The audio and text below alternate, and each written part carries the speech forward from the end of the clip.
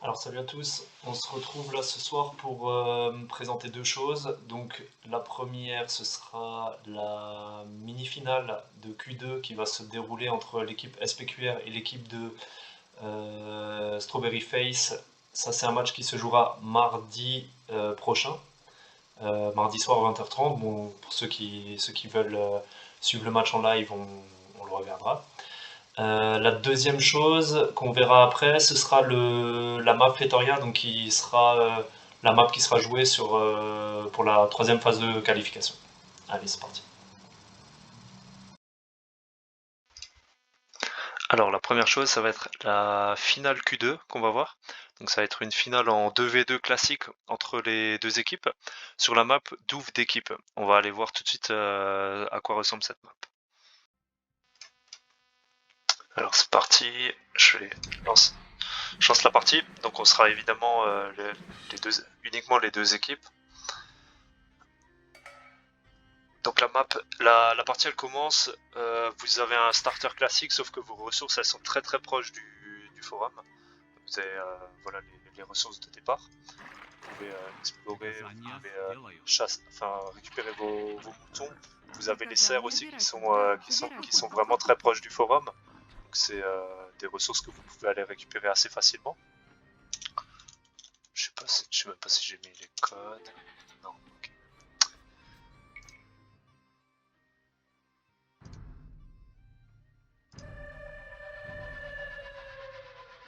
Je vais vous montrer la map comme ça. Donc la map, elle se déroule de la manière suivante. Vous êtes en fait sur une petite île avec votre coéquipier, donc dans un environnement qui est entièrement entouré d'eau, avec des hauts fonds. Donc ça, c'est des endroits où vous pouvez passer avec vos unités.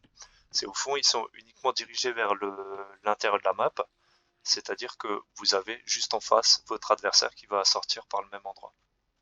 Donc le centre, ça va être une zone à contrôler assez rapidement. En dehors de, ces, de cette petite île où vous allez retrouver les ressources de départ et quelques petits spots de bois, mais vous voyez, il n'y en a vraiment pas beaucoup. Donc le bois, il va falloir rapidement aller le chercher ailleurs.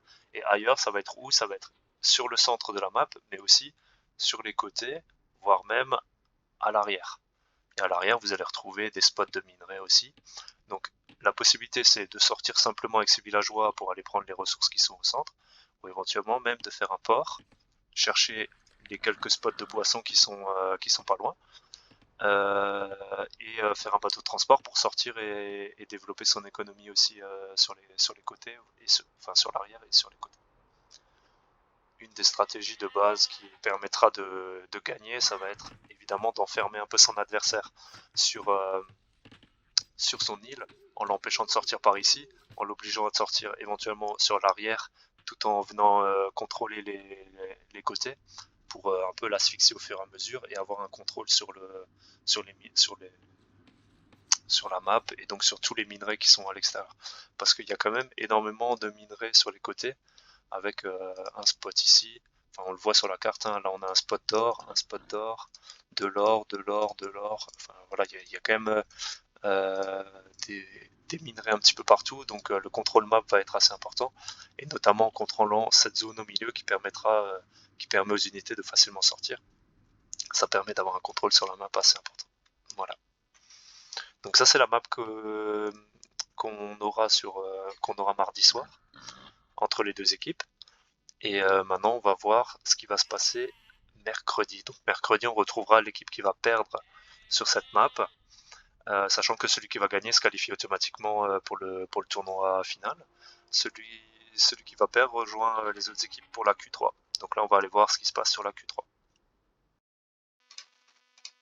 Donc la troisième phase de qualification, on sera donc sur la map Fetoria. Les quatre équipes qui joueront avec notamment le perdant de la finale Q2, ça c'est ce qu'on a vu.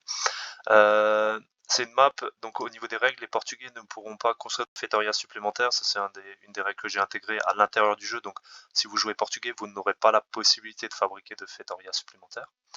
Euh, Ensuite, il faudra protéger la Fetoria dans votre base. Donc, ça va être une des win conditions.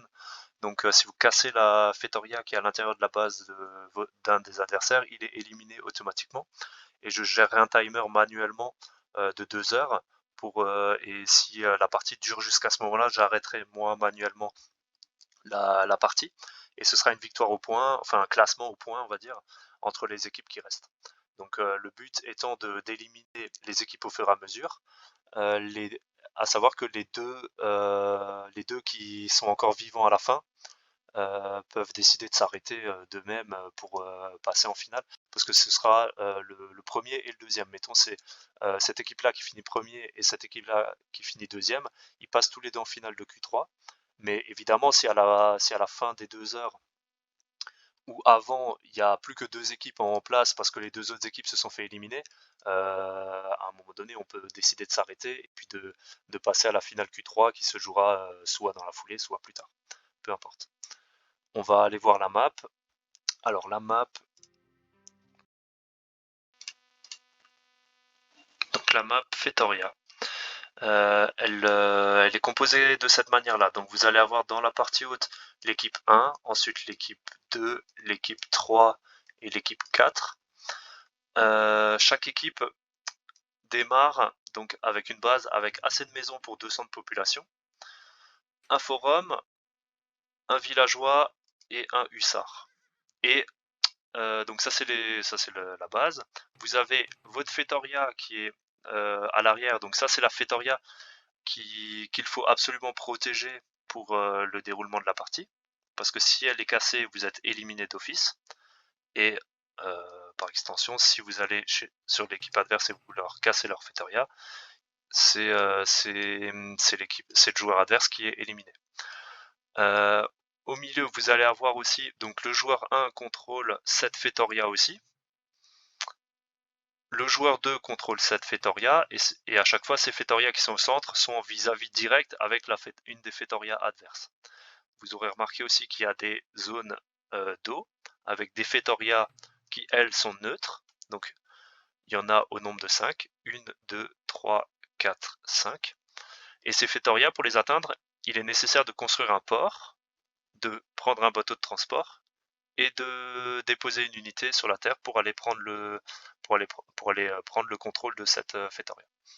Les Fetoria, c'est des bâtiments qui génèrent des ressources automatiques. Donc vous avez remarqué qu'il n'y a aucune ressource nulle part sur la carte. Donc les ressources sont générées automatiquement par les Fetoria. Et le fait de contrôler plusieurs Fetoria permet d'avoir un avantage économique parce que ça va vous permettre de générer plus de ressources. Voilà, donc je vous montre juste je vais peut-être le faire en jeu, comme ça je vous montre un petit starter, mais l'idée c'est que quand vous allez démarrer la partie, je vais montrer en jeu, ce sera plus lisible avec les ressources directement.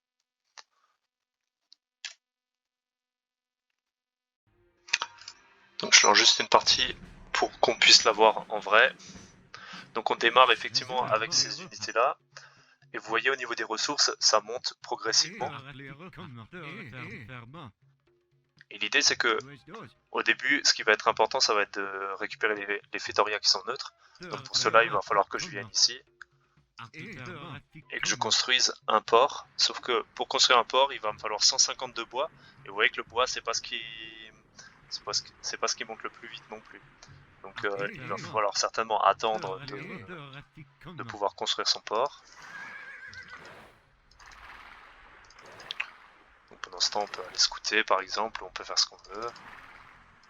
Je vais juste aller scouter le bâtiment adverse. Et éventuellement l'attaquer. Là, j'ai 150 de bois, donc je peux construire mon port. A noter qu'on la jouera dans ce mode-là, dans cette configuration-là en exploré, c'est-à-dire que au début de la partie, vous aurez la vision sur toute la map pour voir effectivement les éventuellement placements de bâtiments et tout.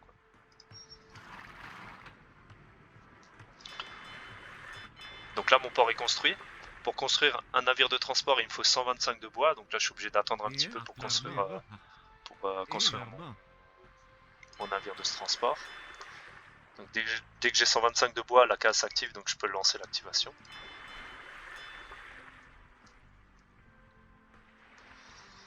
Et là par exemple, si je veux envoyer mon scout, je vais mettre le point de ralliement ici.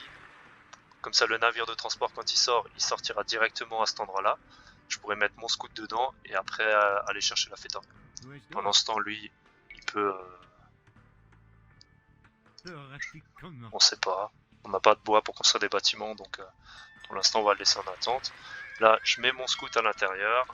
Je viens le déposer ici.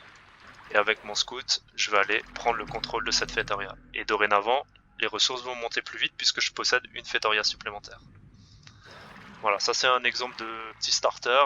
Après on peut remballer son scout, le renvoyer à la maison. Là on a assez de bois pour construire éventuellement une écurie par exemple.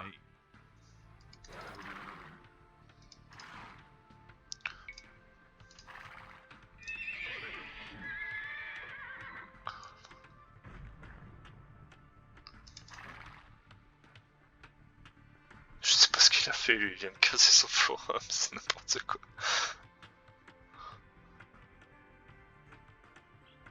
C'est la première fois que je vois ça, j'ai rien compris.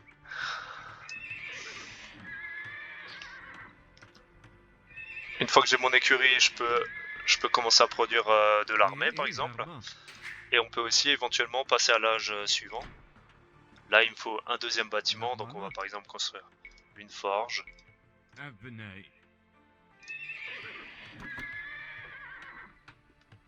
Éventuellement on peut construire des villageois supplémentaires pour construire plus rapidement les bâtiments, hein. Comme ça on aura éventuellement 2 ou 3 villageois, voire plus, hein. Ça c'est à vous de voir, pour faire des... pour construire plus rapidement et plus efficacement. On va juste l'annuler lui. Dès que ce bâtiment est construit, on peut lancer l'âge des châteaux.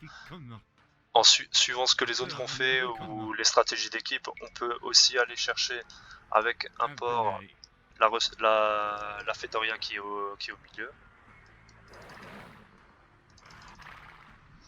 Là, on va aller taper sur la Feitoria qui est là. A noter que la Feitoria qui est derrière, celle que vous possédez qui est la win condition, c'est une Feitoria qui a 6000 points de vie. Donc ça c'est un petit bonus qui est fait pour éviter que le bâtiment soit trop fragile. Parce que toutes les autres Feitoria, c'est des Feitoria qui ont 2700 points de vie. Donc ils sont quand même beaucoup plus fragiles et qui vont être beaucoup plus sensibles à se faire détruire éventuellement, quoi.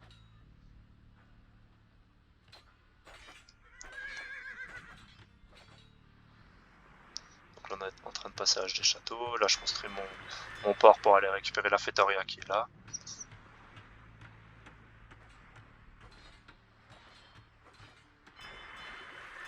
Je vais lancer tout de suite un navire.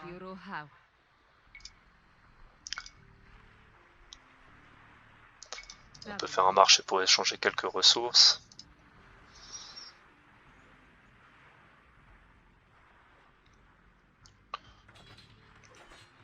Je vais juste vous montrer après, une fois que je suis passé à l'âge des châteaux, quelque chose qu'on peut faire aussi.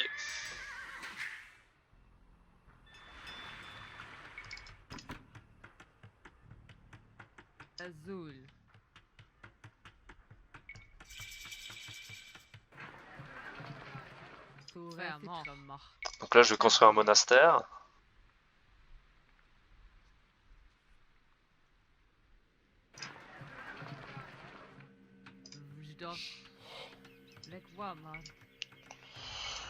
Ça on s'en fiche.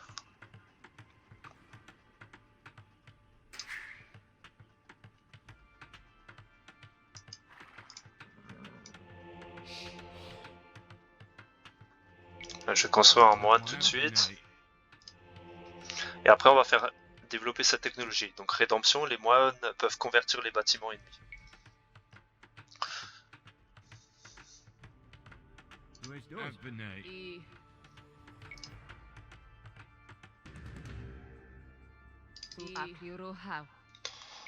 On peut faire n'importe quoi.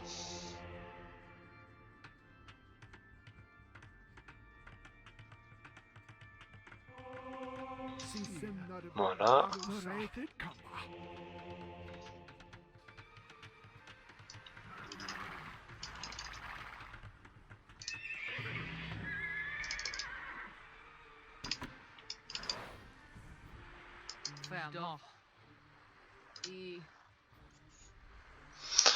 Alors, à noter qu'il n'y a pas de ressources sur la carte, mais évidemment, rien n'empêche de d'éventuellement construire quelques fermes si vous souhaitez. Alors, c'est une stratégie à voir parce que vous voyez là par exemple je construis 3 fermes, j'ai déjà plus de bois, je construis une 4e ferme éventuellement, mais je viens de consommer tout mon bois, donc si je veux sortir des archers et construire d'autres bâtiments, j'ai plus assez de ressources pour en faire. Donc faut faire un petit peu attention à ça, mais c'est une possibilité d'éventuellement construire quelques fermes pour générer de la nourriture. Stratégie à utiliser uniquement si vous avez plus besoin de bois et si vous avez plus besoin de nourriture à ce moment-là. Donc là, la technologie rédemption est terminée, ce qui fait qu'avec mon moine, j'ai la possibilité de convertir un bâtiment adverse. Donc là, je vais le faire sur cette Fétoria. Ça peut être fait effectivement sur les Fétoria aussi, sur les côtés ou celles du centre. Donc c'est assez long de convertir un bâtiment et il faut être absolument au contact. Mais une fois que je suis au contact, la Fétoria, elle compte. Du coup, elle est pour moi. Enfin, elle m'appartient. Donc ça permet de éventuellement renverser la balance.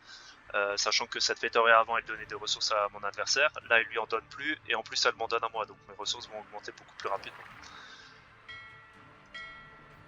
Je crois que je ne l'ai pas expliqué, mais une Fétoria ça vous coûte, ça vous prend 20 de population, c'est-à-dire que vous voyez là j'ai quelques unités là, j'ai un moine, j'ai quelques villageois, donc j'ai vraiment pas beaucoup d'unités, pourtant j'ai déjà 94 de population. Pourquoi? Parce que là ça m'en coûte 20, 40, 60, 80. Donc j'ai déjà 80 de population pris par les Fétoriens.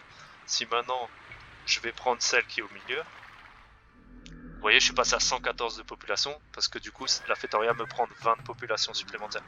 Donc si à un moment donné il y a un joueur qui se retrouve avec beaucoup de Fétoria, il n'aura plus forcément la possibilité de construire de l'armée. Donc éventuellement vous avez la possibilité toujours de supprimer un bâtiment et vous récupérez 20 de population. Du coup vous perdez le bénéfice de ressources lié à ce bâtiment. Voilà, je pense qu'on a vu à peu près la totalité de ce qui peut se passer sur cette partie, à savoir que du coup après vous allez faire la guerre auprès de vos adversaires, quoi. Vous allez envoyer de l'armée et puis leur casser la gueule, quoi. Voilà, donc ça c'est pour la map Fétoria. À noter que du coup une fois qu'on aura éliminé deux équipes, on peut aller jusqu'à la fin, mais on a aussi la possibilité de s'arrêter comme je l'ai dit. À noter que du coup ceux